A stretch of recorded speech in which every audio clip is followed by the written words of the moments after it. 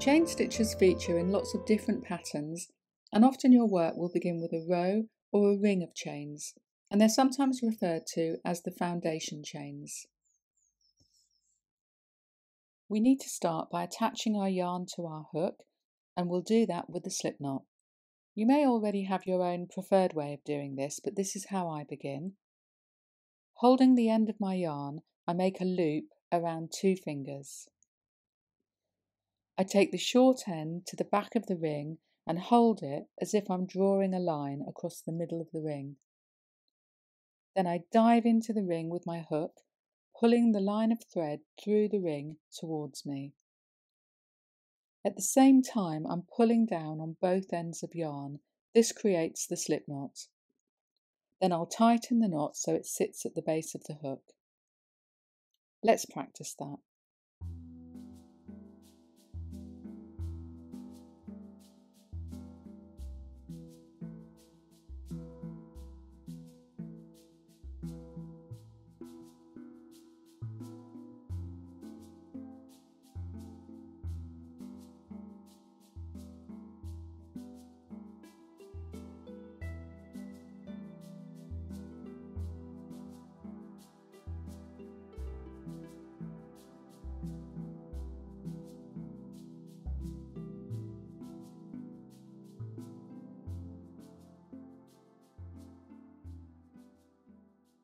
Now we're ready to start making some chain stitches.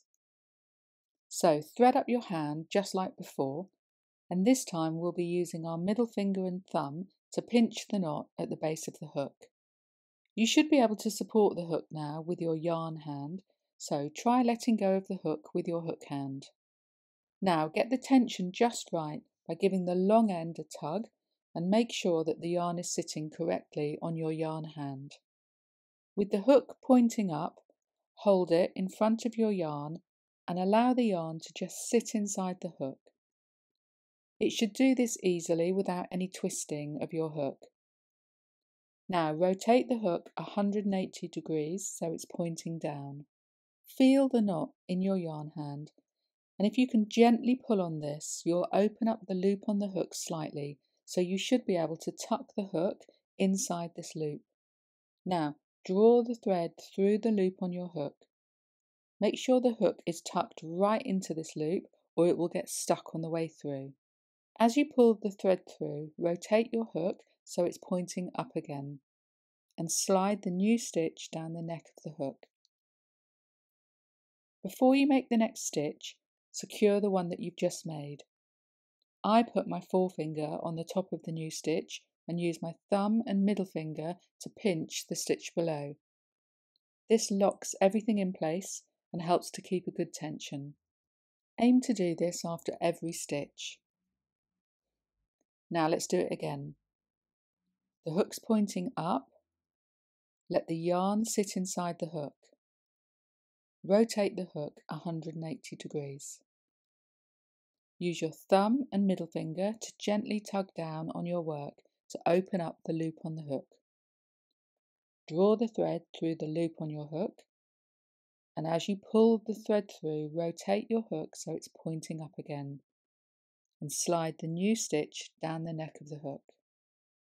Lock the stitch that you've just made. And that's it. This may all feel like a lot to remember, but just take each step very slowly, and remember, you can't learn to crochet by watching a video. You just have to do it over and over and over again. So let's practice.